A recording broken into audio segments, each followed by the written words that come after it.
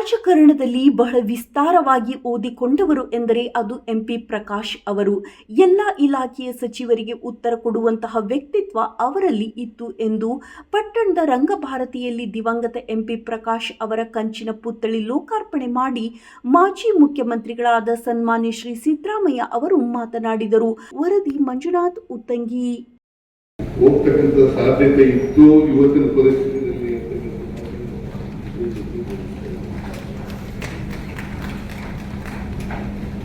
ಆಮೇಲೆ ಈ ಸ್ವಾಮೀಜಿಗಳಿದ್ದಾರೆ, ಗುರುಗಳು ಇದನ್ನ ದುರುಪಯೋಗ ಮಾಡ್ಕೊಳ್ತಕ್ಕಂಥ ಕೆಲಸ ಮಾಡಲಿಲ್ಲ ಅವರು.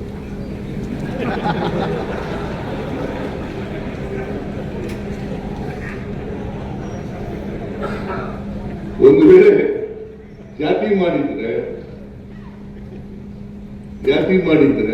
ಗುರುಗಳನ್ನ ದುರುಪಯೋಗ ಮಾಡ್ಕೊಂಡಿದ್ರೆ ಅವರು ಇನ್ನೂ ರಾಜಕೀಯವಾಗಿ ಎತ್ತರಕ್ಕೆ ಬೆಳೀತಕ್ಕಂಥ ಸಾಧ್ಯತೆ ಇತ್ತು ಅಂತಕ್ಕಂಥದ್ದನ್ನ ಇವತ್ತು ಹೇಳಿದ್ದಾರೆ. ಅವರು ಕನ್ನಡ ಮತ್ತು ಸಂಸ್ಕೃತಿ ಇಲಾಖೆ ಸಚಿವರು, ನಾನು ಹಣಕಾಸಿನ ಮಂತ್ರಿ. ದೇವೇಗೌಡರು ಮುಖ್ಯಮಂತ್ರಿ ಆಗಿರುವಾಗ ನಾನು ಹಣಕಾಸಿನ ಮಂತ್ರಿ. ಅವರು ಇವಾಗ ಲೀಲಾವತಿ ಕನ್ನಡ ಮತ್ತು ಸಂಸ್ಕೃತಿ ಆದ್ಮೇಲೆ ಇವರಾದದ್ದು ಅದು ನಿಜ. ಅದು ಮಾತು ನೀವು ಹೇಳಿದ್ದು ಲೀಲಾವತಿ ಅವರು ನನ್ನ ನಂತರ ಕನ್ನಡ ಮತ್ತು ಸಂಸ್ಕೃತಿ ಇಲಾಖೆ ಸಚಿವರಾಗಬೇಕು ಅಂತಂದ್ರೆ ಲೀಲಾವತಿನೇ ಆಗಬೇಕು ಅಂತೇಳಿ ಹೇಳಿದಂತ ಮಾತುಗಳು ಇವತ್ತು ಕೂಡ ಹಚ್ಚ ಹಸಿರಾಗಿ ಉಳಿದಿದೆ ಅಂತಕ್ಕಂಥ ಮಾತುಗಳನ್ನ ಈ ಸಂದರ್ಭದಲ್ಲಿ ತಿಳಿಸಲಿಕ್ಕೆ ಬಯಸ್ತಾ ಇದ್ದಾರೆ. ಅವರು ಎಂಪಿ ಪ್ರಕಾಶ್ ಅವರು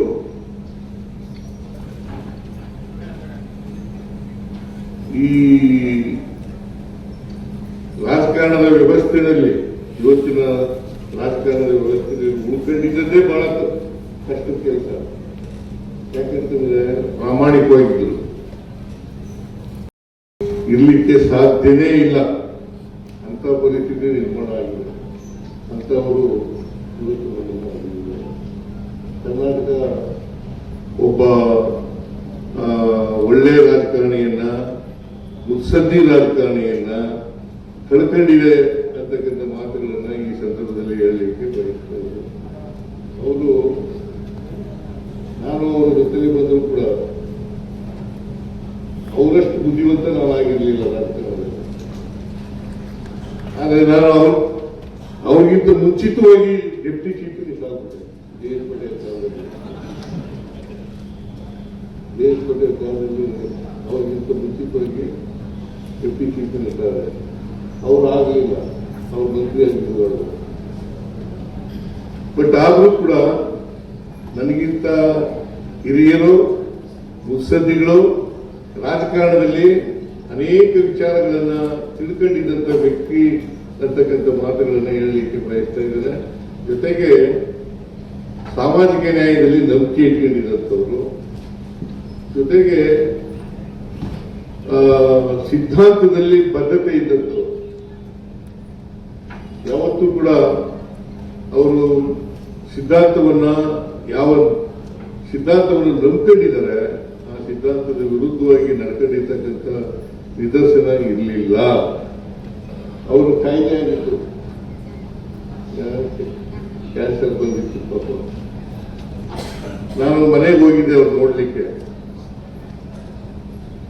ನನಗೆ ಯಾಕಂತಂದ್ರೆ ಇಷ್ಟೊಂದು ಒಳ್ಳೆ ಮನುಷ್ಯ, ಇಷ್ಟೊಂದು ಒಳ್ಳೆ ಗುಣ ಇದ್ದಂತ ವ್ಯಕ್ತಿ, ಒಳ್ಳೆ ವ್ಯಕ್ತಿತ್ವ ಇದ್ದಂತ ವ್ಯಕ್ತಿ ಯಾವತ್ತೂ ಕೂಡ ಸಿಗರೇಟ್ ಸೇರ್ತಿರ್ಲಿಲ್ಲ, ಕುಡಿತಿರ್ಲಿಲ್ಲ, ಮಾಂಸ ತಿಂತಿರ್ಲಿಲ್ಲ. ಆದ್ರೂ ಕೂಡ ಕ್ಯಾನ್ಸರ್ ಬಂತು ಅಂತಂದ್ರೆ ಆಶ್ಚರ್ಯ. ನಾನು ಅವರು ಒಟ್ಟಿಗೆ ಸೇರಿ ಎಂತ ಹೋಟ್ಲದು, ಜನಾರ್ದನ ಹೋಟ್ಲು ದೋಸೆ ತಿಂತಿದ್ದೆ. 15 ದಿನ ಮುಂಚಿತವಾಗಿ ದೋಸೆ ತಿಂದಿದ್ದೆ ನಾನು. ಬಟ್ ಇಷ್ಟು ಜಲ್ದಿ ಸಾಯ್ತಾರೆ ಅಂತ ಗೊತ್ತೇ ಇರಲಿಲ್ಲ ನನಗೆ. ಆಮೇಲೆ ಎಂಪಿ ಪ್ರಕಾಶ್ ಅವರು ಕಾಲವಾಗಿದ್ದಾರೆ ಅಂತಂದಾಗ ನನಗೆ ನಂಬಲಿಕ್ಕೆ ಸಾಧ್ಯ ಆಗಲಿಲ್ಲ. ಅಂತ ವ್ಯಕ್ತಿಯನ್ನ ಇವತ್ತು ನಾನು ಕಳ್ಕೊಂಡಿದ್ದೇನೆ. ನನಗೆ ಅಪಾರವಾಗಿ ನಷ್ಟ ಆಗಿದೆ ಅಂತಕ್ಕಂಥ ಮಾತುಗಳನ್ನು ಹೇಳಲಿಕ್ಕೆ ಬಯಸ್ತಾ ಇದ್ದೇನೆ. ಜೊತೆಗೆ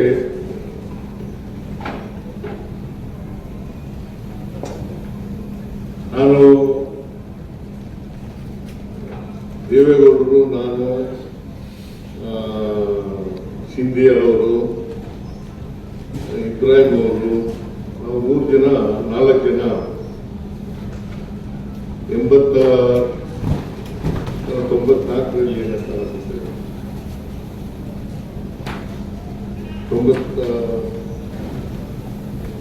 94ರಲ್ಲಿ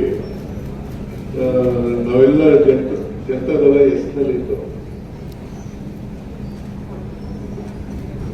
ಮಂತ್ರಿಮಂಡಲ ಮಾಡಬೇಕಾಗಿತ್ತು. ಯಾರು ಮುಖ್ಯಮಂತ್ರಿ ಆಗಬೇಕು ಅಂತ ಹೇಳಿದ್ರು.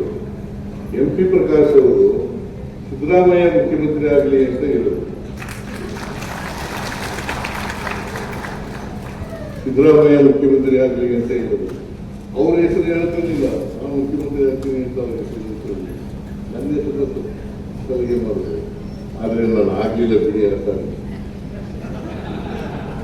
ರಣಸಿಂಗ್ ಅವರು ಮುಖ್ಯಮಂತ್ರಿ ಆದರು. ಯಾಕೆಂದ್ರೆ ಕಾಂಗ್ರೆಸ್ಸು ನಾವು ಅಲಯನ್ಸ್ ಮಾಡಿಕೊಂಡು ಸರ್ಕಾರ ಮಾಡಿದ್ರು. ಹಾಗಾಗಿ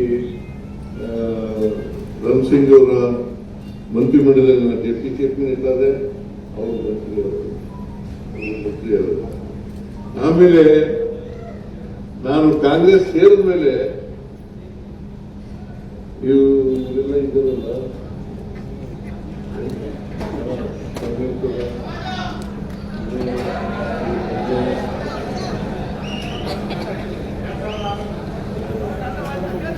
ಆಮೇಲೆ ಇವನು ಯಾರು ಲಾಡ್, ಇವರೆಲ್ಲ ಕಾಂಗ್ರೆಸ್ ನಾನು ಹೋಗ್ಲಿಲ್ಲ. ಜನತಾ ದಳ ಎಸ್ನಲ್ಲೇ ಇದ್ದೆ. ಇವ್ರು ಆದ್ಮೇಲೆ ನನ್ನನ್ನು ಎಕ್ಸ್ಪೈರ್ ಮಾಡ್ಬಿಟ್ರು ಪಾರ್ಟಿಗಿಂತ.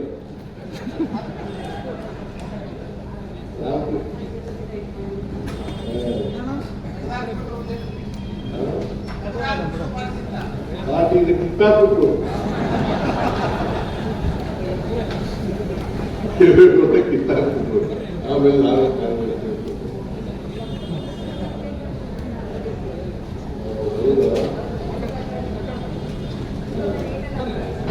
ಹೌದಾ, ನಾನು ಬರ್ತಿರ್ಬೇಕು.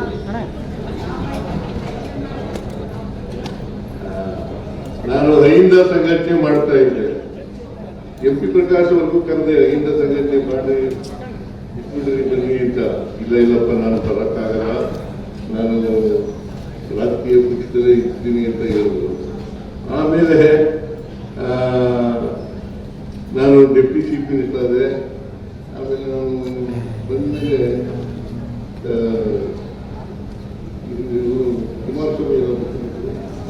ಕುಮಾರಸ್ವಾಮಿ ಮುಖ್ಯಮಂತ್ರಿ ಆದರು. ಅಲ್ಲಿ ಡೆಪ್ಟಿ ಚೀಫ್ ಮಿನಿಸ್ಟರ್. ಮತ್ತೊಮ್ಮೆ ನಮಸ್ಕಾರ ಮಾಡಿ ನನ್ನ ಮಾತುಗಳನ್ನು ಮುಗಿಸ್ತೇನೆ. ಜೈ ಹಿಂದ್, ಜೈ ಕರ್ನಾಟಕ, ಜೈ ಸಂವಿಧಾನ.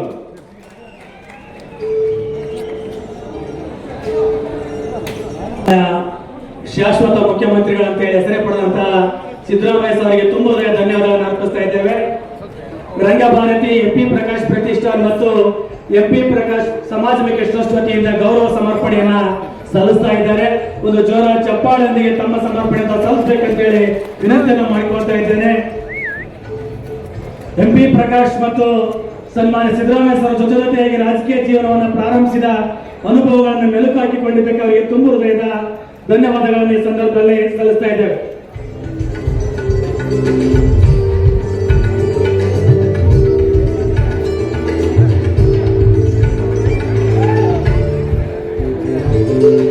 ಇದುವರೆಗೂ ತಮ್ಮ ಅದ್ಭುತ ಅನುಭವಗಳನ್ನ ಹಂಚಿಕೊಂಡಿರ್ತಕ್ಕಂತಹ ಕಾರ್ಯಕ್ರಮದ ಮುಂದಿನ ಘಟ್ಟ ದಿವ್ಯ ಸಾನ್ನಿಧ್ಯವನ್ನು ವಹಿಸಿರುವಂತಹ ಪೂಜ್ಯ ಶ್ರೀ ಮಾನ್ಯರಂಜನ ಪ್ರಣವ ಸ್ವರೂಪಿ ಚನ್ನವೀರ ಶಿವಯೋಗಿಗಳು, ಜಂಗಮ ಕ್ಷೇತ್ರ, ಲಿಂಗನಾಯಕನಹಳ್ಳಿ ಪೂಜ್ಯ ಗುರುಗಳಿಂದ ಆಶೀರ್ವಚನ. ಯಾವ ಸ್ಟೇಟ್ ಚಾನಲ್ ಇತ್ತು? ಈ ಸಮಾರಂಭದ ಸಾನ್ನಿಧ್ಯ ವಹಿಸಿರ್ತಕ್ಕಂಥ ಪೂಜ್ಯ ಚನ್ನವೀರ ಶಿವಯೋಗಿ ಸ್ವಾಮೀಜಿಗಳಿಗೆ ನಮಸ್ಕರಿಸಿ, ಲೋಕಸಭಾ ಸದಸ್ಯರಾದಂಥ ಶ್ರೀ ತುಕಾರಾಮ್ ಅವರ, ಈ ಕ್ಷೇತ್ರದ ಶಾಸಕರಾದಂಥ ಕೃಷ್ಣ ನಾಯ್ಕ್ ಅವರ, MP ಪ್ರಕಾಶ್ ಅವರ ಸುಪುತ್ರಿಯು ಶಾಸಕರು ಆದಂಥ ಶ್ರೀಮತಿ ಲತಾ ಮಲ್ಲಿಕಾರ್ಜುನ ಅವರ, ಶಾಸಕರಾದಂಥ ರಾಘವೇಂದ್ರ ಇಟ್ನಾಳ್ ಅವರ, ಇನ್ನೊಬ್ಬರು ಶಾಸಕರಾದಂಥ ಗಣೇಶ್ ಪ್ರಸಾದ್ ಅವರ, ಸಂಡೂರು ಶಾಸಕರಾದಂಥ ಶ್ರೀಮತಿ ಅನ್ನಪೂರ್ಣ ಅವರ, ಮಾಜಿ ಸಚಿವರಾದಂಥ ಅಮರೇಗೌಡ ಬಯ್ಯಾಪುರ ಅವರ, ಮಾಜಿ ಸಚಿವರು ಈ ಕ್ಷೇತ್ರದ ಮಾಜಿ ಶಾಸಕರಾದಂಥ ಶ್ರೀ ಪರಮೇಶ್ವರ್ ನಾಯ್ಕ್ ಅವರ, ಮಾಜಿ ಸಚಿವರಾದಂಥ S.S. ಪಾಟೀಲ್ ಅವರ, ಮಾಜಿ ಸಚಿವೆಯಾದಂಥ ಶ್ರೀಮತಿ ಲೀಲಾದೇವಿ ಆರ್ ಪ್ರಸಾದ್ ಅವರ,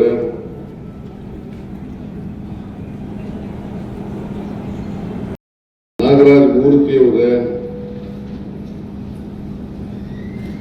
ಸಿನಿಮಾ ನಿರ್ದೇಶಕರು ಪ್ರಕಾಶ್ ಅವರ ಆತ್ಮೀಯವಾದಂಥ ಶ್ರೀ T.N. ಸೀತಾರಾಮ್ ಅವರ, ರಂಗಕರ್ಮಿಯಾದಂಥ ಶ್ರೀ ಶ್ರೀನಿವಾಸ್ ಕಪ್ಪಣ್ಣ ಅವರ, ಜಿಲ್ಲಾ ಗ್ಯಾರಂಟಿ ಯೋಜನೆಗಳ ಸಮಿತಿಯ ಅಧ್ಯಕ್ಷರಾದಂಥ ಶಿವಮೂರ್ತಿ ಅವರ, ಇತರ ಎಲ್ಲ ಆಹ್ವಾನಿತ ಗಣ್ಯರ ಪೂಜ್ಯರು, ಇಲ್ಲಿ ಪ್ರಕಾಶ್ MP ಪ್ರಕಾಶ್ ಅವರ ಅಭಿಮಾನಿಗಳೇ, ಒಂದು ಭಗಿನಿಯರೇ, ಮಾಧ್ಯಮದ ಸ್ನೇಹಿತರೇ, ಸುಮಾ ಪ್ರಕಾಶ್ ಅವರು ನನಗೆ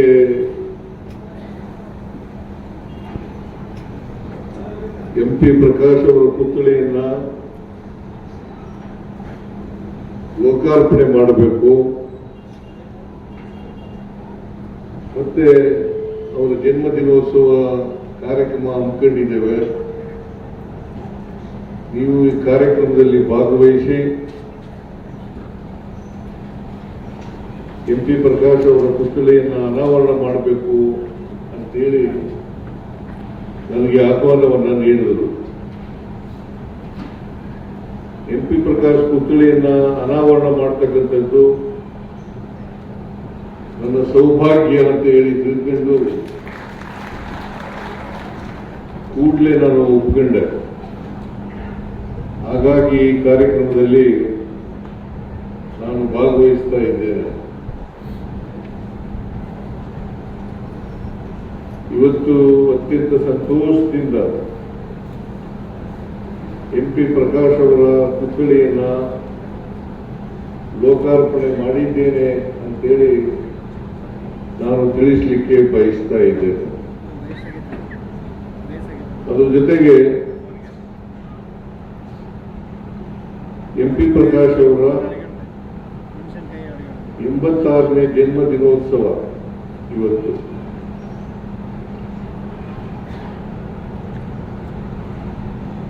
ಅವರು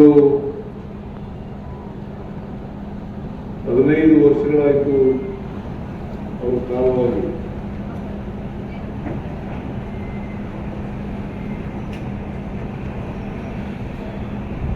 ಈಗಲೂ ಕೂಡ ಅವರು ಕಾಲವಾದಂಥ ದಿನ 71 ವರ್ಷ ಇರಬೇಕು ಅಂತ ಅನ್ಸುತ್ತೆ.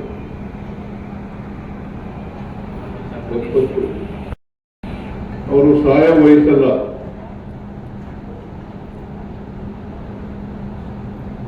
ಆದ್ರೂ ಕೂಡ ನಮ್ಮನ್ನೆಲ್ಲ ಅಗಲಿದ್ರು ಅವರು.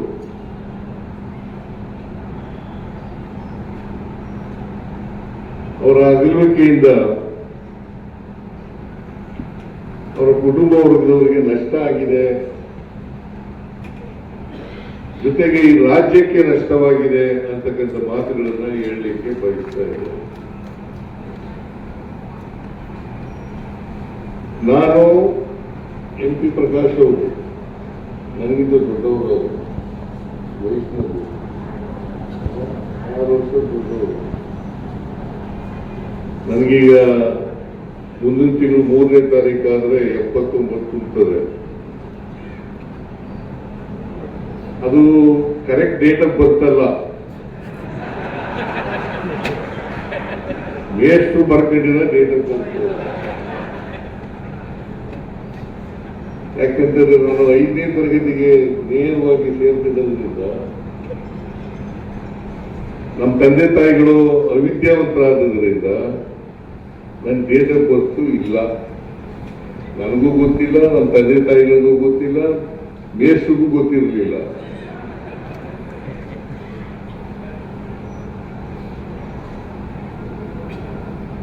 ನಾನು ಮೇಷ್ಟ್ರು ರಾಜಪ್ಪ ಅಂತ ಮೇಷ್ಟ್ರು ಆಗ ಹೆಡ್ ಮಾಸ್ಟರ್ ಆಗಿದ್ರು. ನಮ್ಮೂರಿನ ಶಾಲೆಯಲ್ಲಿ ಹೆಡ್ ಮಾಸ್ಟರ್ ಆಗಿದ್ರು. ಅವರು ನಮ್ಮ ಅಪ್ಪನಿಗೆ ಕೇಳಿದ್ರು, ನಿಮ್ಮ ಮಗನಿಗೆ ಎಷ್ಟು ವಯಸ್ಸಾಗಿದೆ, ಡೇಟ್ ಆಫ್ ಬರ್ತ್ ಗೊತ್ತಿದ್ದೇನೆ ಅಂತ. ಗೊತ್ತಿಲ್ಲ ಸ್ವಾಮಿ, ಸ್ವಾತಂತ್ರ್ಯ ಬರೋ ಸ್ವಲ್ಪ ದಿನ ಅಂತ ಹುಟ್ಟಿದ ಅಂತ ಹೇಳಿದ್ರು. ಹಾಗಾಗಿ ಆ ಡೇಟನ್ನು ಬರ್ಕೊಂಡ್ರು. ಡೇಟ್ ಆಫ್ ಬರ್ತ್ ಈಗ ನಂದು 3 ಆಗಸ್ಟ್ 1947. ಕೇಳಿಸ್ತಾ ಇಲ್ವಾ? 1947.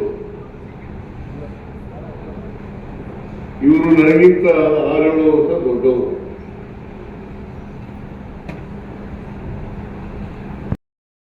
ಅಂತಂದ್ರೆ ಒಬ್ಬ ಸಜ್ಜನ ರಾಜಕಾರಣಿ, ಅಜಾತ ಶತ್ರು ಅಂತಕ್ಕಂಥದ್ದನ್ನ ಅವರ ಜೀವನದ ಉದ್ದಕ್ಕೂ ಕೂಡ MP ಪ್ರಕಾಶ್ ಅವರು ಮಾಡ್ಕೊಂಡು ಬಂದಿದ್ರು ಅಂತಕ್ಕಂಥದ್ದನ್ನ ತಮಗೆ ತಿಳಿಸ್ಲಿಕ್ಕೆ ಬಯಸ್ತಾ ಇದ್ದಾರೆ. ನಮಗೆ ಯಾವುದೇ ಸಮಸ್ಯೆ ಎದುರಾದಾಗ ನನಗೆ ಮುಂಚಿತ ಮಂತ್ರಿ ಆಗಿದ್ದರು. 83ರಲ್ಲಿ ನಾನು ಅವರು ಒಟ್ಟಿಗೆ ಶಾಸಕರಾದರೂ ಕೂಡ ಇಲ್ಲ, ಅದು ಆ ಕಡೆ ತಿರುಗಿದ್ರಿಂದ ಬರ್ತಾ ಇಲ್ಲ. MP ಪ್ರಕಾಶ್ ಅವರು ನಾವು ಒಟ್ಟಿಗೆ MLA ಆದರು. ಅವರು ಅದಕ್ಕಿಂತ ಮುಂಚಿತವಾಗಿ ಒಂದ್ಸಾರಿ ನಿಂತಿದ್ರು. 78ರಲ್ಲಿ ಶಾಸಕರಾಗಿತ್ತು. 75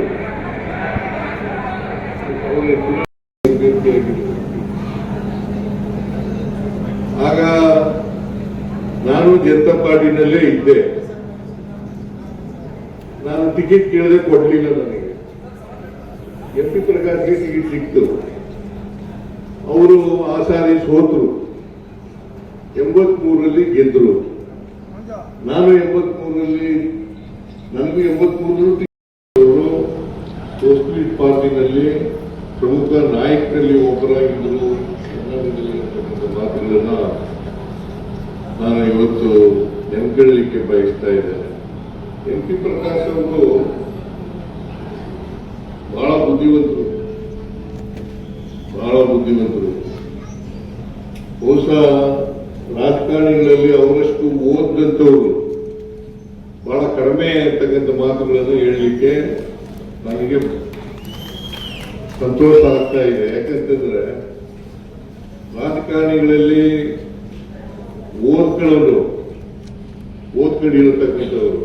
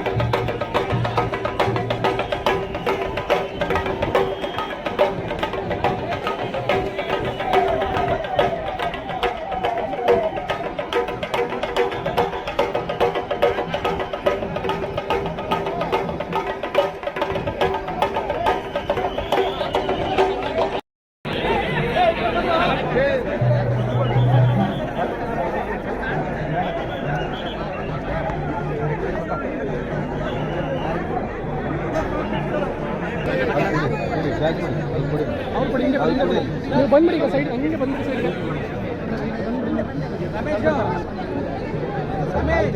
ಮೇಡಮ್ ನೀವು ಹಂಗೆ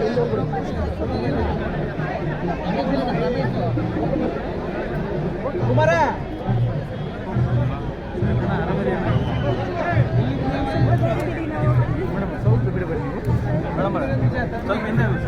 ಕೆಲಸ ದಾರಿ ಕೊಡಿವ್ರೆ ಆಯ್ತು ಕೆಲಸ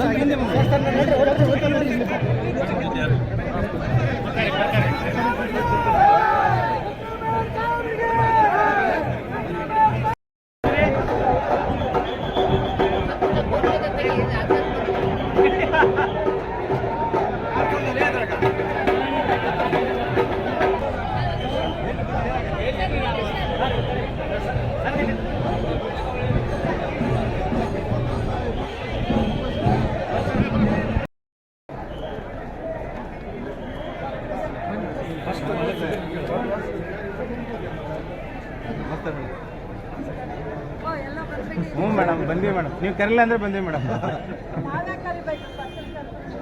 ಹಾಂ ಅದಕ್ಕೆ ಬಂದೀವಿ ಮೇಡಮ್ ಸ್ವಲ್ಪ ನಮಗೆ ಭಾಳ ಇದಾಗಿದೆ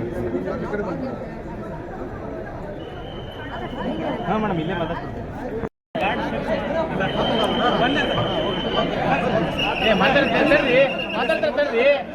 ಸರ್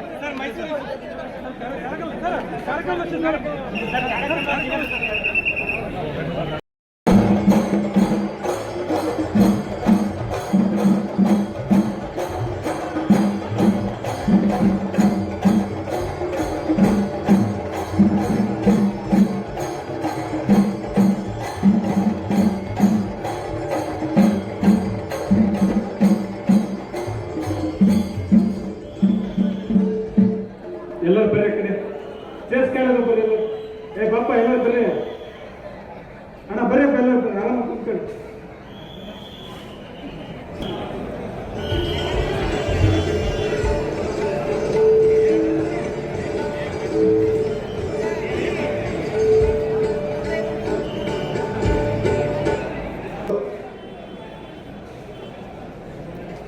ಬಹಳಷ್ಟು ದೊಡ್ಡ ಎತ್ತರದ ಸಾಧನೆ ಮಾಡಿರುವಂತ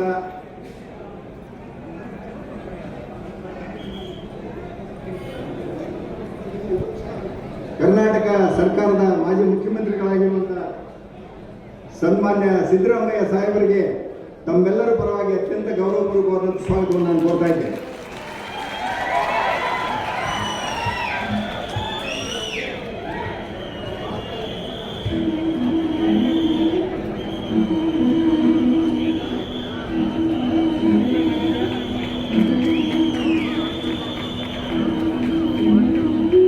ನಮ್ಮ ಬಳ್ಳಾರಿ ಮಂತ್ರಿಗಳು ಈ ನಾಡು ಕಂಡಂತಹ ಸಮಾಜವಾದಿ ಚಿಂತಕರಾಗಿರ್ತಕ್ಕಂಥ ಶ್ರೀಯುತ ಸಿದ್ದರಾಮಯ್ಯನವರು ನಗಾರಿ ಬಾರಿಸುವ ಮೂಲಕ ಈ ಕಾರ್ಯಕ್ರಮ ಉದ್ಘಾಟಿಸಬೇಕಂತ ಹೇಳಿ ಕೇಳ್ಕೊಳ್ತಾ ಇದ್ದೇವೆ.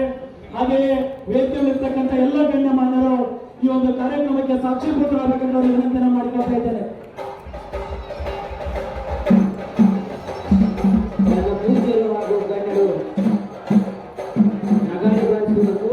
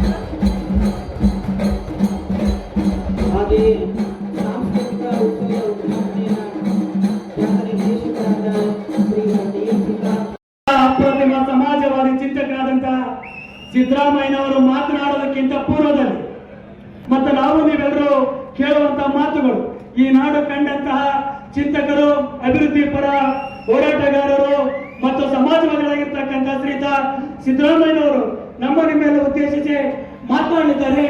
ಅವ್ರನ್ನ ಜೋರಾಗಿ ಚಪ್ಪಾಳೆ ಅಂತ ಬರಮಾಡ್ಕೊಳ್ಬೇಕಂತ ಕೇಳ್ಕೊತಾ ಇದ್ದಾರೆ.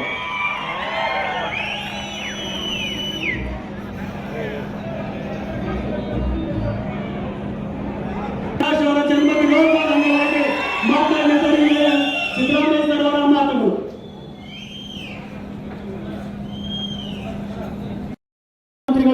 ಈ ನಾಡು ಕಂಡಂತಹ ಸಮಾಜವಾದಿ ಚಿಂತಕರಾಗಿರ್ತಕ್ಕಂಥ ಶ್ರೀಯುತ ಸಿದ್ದರಾಮಯ್ಯನವರು ನಗಾರಿ ಬಾರಿಸುವ ಮೂಲಕ ಈ ಕಾರ್ಯಕ್ರಮ ಉದ್ಘಾಟಿಸಬೇಕಂತ ಕೇಳ್ಕೊಳ್ತಾ ಇದ್ದೇವೆ. ಹಾಗೆಯೇ ವೇದಿಕೆಯಲ್ಲಿರ್ತಕ್ಕಂಥ ಎಲ್ಲ ಗಣ್ಯಮಾನ್ಯರು ಈ ಒಂದು ಕಾರ್ಯಕ್ರಮಕ್ಕೆ ಸಾಕ್ಷೀಭೂತರಾಗಬೇಕಂತ ವಿನಂತಿಯನ್ನು ಮಾಡಿಕೊಳ್ತಾ ಇದ್ದೇನೆ. ಪೂಜ್ಯರು ಹಾಗೂ ಗಣ್ಯರು ನಗಾರಿ ಬಾರಿಸುವ ಮೂಲಕ ಕಾರ್ಯಕ್ರಮಕ್ಕೆ ವಿದ್ಯುತ್ ಚಾಲನೆಯನ್ನು ಕೊಡಬೇಕು ಅಂತ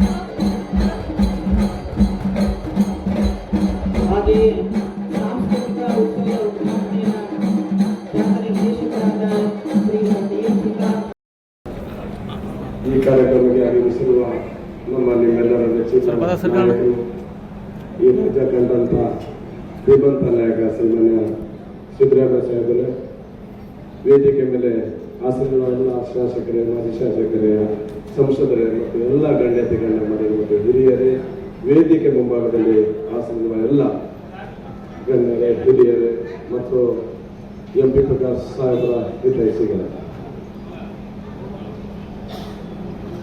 ನಿಜವಾಗ್ಲೂ ಕೂಡ MP ಪ್ರಕಾಶ್ ಸಾಹೇಬರು ಅಂತಂದ್ರೆ ನಾವು ಹೊರಗಡೆ ಎಲ್ಲರೂ ಹೋದಾಗ ನಾವು ಶಾಸಕರು, ಹೂವಿನಡಗಲಿ ಶಾಸಕರು ಅಂದ್ರೆ ಈ ರಾಜ್ಯದಲ್ಲಿ ಬಹಳಷ್ಟು ಜನತೆ ಗೊತ್ತಾಗೋದಿಲ್ಲ. ಹೂವಿನಡಗಲಿ ಎಲ್ಲಿ ಬರುತ್ತೆ, ಹಡಗಲಿ ಎಲ್ಲಿ ಬರುತ್ತೆ ಅಂತ ಹೇಳ್ತಾರೆ. ಯಾವಾಗ ನಾವು MP ಪ್ರಕಾಶ್ ಸಾಹೇಬರ ಕ್ಷೇತ್ರ ಅಂದಿದ ತಕ್ಷಣ ಓ ಹೌದು ಅಂತ ಹೇಳ್ತಾರೆ. ಈ ರೀತಿಯ ಅಚ್ಚು ಯಾರು ಕೂಡ ಮರೆಯಲಾಗದ ರೀತಿಯಿಂದ ಅವರು ಈ ಕ್ಷೇತ್ರವನ್ನು ಇಡೀ ರಾಜ್ಯ ಅಷ್ಟೇ ಅಲ್ಲ, ಈ ದೇಶ ಕೂಡ ನೆನಪಿಡೋದ್ರಿಂದ ಅವರ ಸೇವೆಯನ್ನು ಸಲ್ಲಿಸಿದರು. ಅಂದಿನ ಕಾಲದಲ್ಲಿ ಸಿದ್ದರಾಮಯ್ಯ ಸಾಹೇಬರು, MP ಪ್ರಕಾಶ್ ಸಾಹೇಬರು ಕಟ್ಟಂತ ಈ ನಾಡು ಇವತ್ತು ದೇಶದಲ್ಲಿ ಆರ್ಥಿಕತೆ ಆಗಿರಲಿ, ಅಭಿವೃದ್ಧಿ ಆಗಿರಲಿ, 2-3 ಅಭಿವೃದ್ಧಿ ಹೊಂದಿದ ಆರ್ಥಿಕತೆಯಲ್ಲಿ ಉನ್ನತವಾದ ರಾಜ್ಯಗಳು ಅಂತೇಳಿ ಪಟ್ಟಿ ಮಾಡಿದಾಗ ಈ ರಾಜ್ಯ ಬರುತ್ತೆ. ಹಾಗಾಗಿ ಇವರ ಸೇವೆ ಕೂಡ ಸಾಮಾನ್ಯ ಸಿದ್ದರಾಮಯ್ಯ ಸಾಹೇಬರ ಕೂಡ ಸೇವೆ ಕೂಡ ಅಪಾರ. ಹಾಗಾಗಿ ಈ ರಾಜ್ಯದಲ್ಲಿ ಸುಮಾರು 45 ವರ್ಷದಿಂದ ಅವರ ಸೇವೆ, ಅವರ ಜೊತೆಯಲ್ಲಿ ಒಡನಾಡಿದ ನಮ್ಮ MP ಪ್ರಕಾಶ್ ಸಾಹೇಬರ ಕೂಡ ಸೇವೆ ಕೇವಲ ಈ ಕ್ಷೇತ್ರಕ್ಕೆ ಸೀಮಿತ ಅಲ್ಲ, ಇಡೀ ರಾಜ್ಯಕ್ಕೆ ಸೀಮಿತ ಆದರೂ ಕೂಡ ತಪ್ಪಾಗಲಾರದು. ಇವತ್ತು MP ಪ್ರಕಾಶ್ ಸಾಹೇಬರು ಮಾಡಿದಂತ ಕೆಲಸಗಳು ನಾವು ಎಣಿಕೆ ಮಾಡಿದ್ರೆ ಆ ಎಣಿಕೆ ಕೂಡ ಸಾಲಾರದಿಂದ ಅಷ್ಟು ಕೆಲಸವನ್ನು ಮಾಡಿದ್ದಾರೆ. ಹಾಗಾಗಿ ಎಲ್ಲಿವರೆಗೆ ಹೂವಿನಡಗಲಿ ಕ್ಷೇತ್ರ ಇರುತ್ತೋ ಅಲ್ಲಿವರೆಗೆ MP ಪ್ರಕಾಶ್ ಸಾಹೇಬರ ಹೆಸರು ಅಜರಾಮಗಾಗಿರುತ್ತದೆ ಅಂತ ಹೇಳಿ ಹೇಳ್ತಾ, ನಾವು ಕೂಡ ಅವರ ಅಭಿಮಾನಿಗಳು, ನಾವು ಕೂಡ ಚಿಕ್ಕವರಿದ್ದಾಗಿಂದ ಬಹಳ ತುಂಬಾ ದೂರದಿಂದ ನೋಡ್ತಾ ಇದ್ವಿ. ಅಂದಿನ ಕಾಲದಲ್ಲಿ 4 ಎಕರೆ ಹೊಲ ಇತ್ತು ನಮ್ದು. ಆ ಸಮಯದಲ್ಲಿ ಒಂದು ನೀರಾವರಿ ಆದ್ರೆ ಜೀವನ ನಡೆಸಬಹುದು ಅಂತ ಹೇಳಿ ನಮ್ಮ ತಂದೆಯವರು ಕರ್ಕೊಂಡು ಬರುವಾಗ MP ಪ್ರಕಾಶ್ ಸಾಹೇಬರು ಒಂದು ಬೋರ್ವೆಲ್ ಹಾಕಿದ್ರು. ಆ ಬೋರ್ವೆಲ್ ಇಂದ 4 ಎಕರೆ ನಾವು ನೀರಾವರಿ ಮಾಡಿ ನಾನು ಇಂಜಿನಿಯರ್ ಆಗಿ ಇವತ್ತು ಶಾಸಕನಾಗಿದ್ದೇನೆ ಅಂದ್ರೆ ಆ ಬೋರ್ವೆಲ್ ಅನ್ನೋದು ಒಂದು ಕಾರಣದಿಂದ ನಾನು ಕೂಡ ನನ್ನ ಜೀವನದಲ್ಲಿ ಎಂದೂ ಕೂಡ ಅವರಿಗೆ ಮರೆಯಲಿಕ್ಕೆ ಆಗೋದಿಲ್ಲ. ಜೊತೆಯಲ್ಲಿ MP ರವೀಂದ್ರ ಸಾಹೇಬ್ರಿಗಂತೂ ಎಂದಿಗೂ ಮರೆಯಕ್ಕಾಗಲ್ಲ. ಇವತ್ತು ನಾನು ಶಾಸಕನಾಗಿದ್ದೀನಿ ಅಂದರೆ ಅವರ ಕೃಪೆ, ಅವರ ಆಶೀರ್ವಾದ ಅಂತ ಕೂಡ ತಪ್ಪಲಾಗಬಾರ್ದು. ಏನು ನೋಡಿದ್ರು ಗೊತ್ತಿಲ್ಲ, ಅವರು ನೀನು ಶಾಸಕನಾಗಬೇಕಂತ ಬಹಳ ಆಸೆ ಇತ್ತು. ನಾನು ಕೂಡ ಬೇರೆ ದೇಶದಲ್ಲಿ ಕೆಲಸ ಮಾಡುವಾಗ ಯಾವಾಗ ಬರ್ತಿದ್ದೆ ಅವಾಗ ಕರೆಸಿ ಕುದುರಿಸಿ ಅವರ ಹರ್ತಳಿ ಶಾಸಕರು ಕೂಡ ಹಡಗಲಿ ಬಗ್ಗೆ ಅಪಾರ ಗೌರವ, ಹಡಗಲಿ ಜನತೆ ಬಗ್ಗೆ.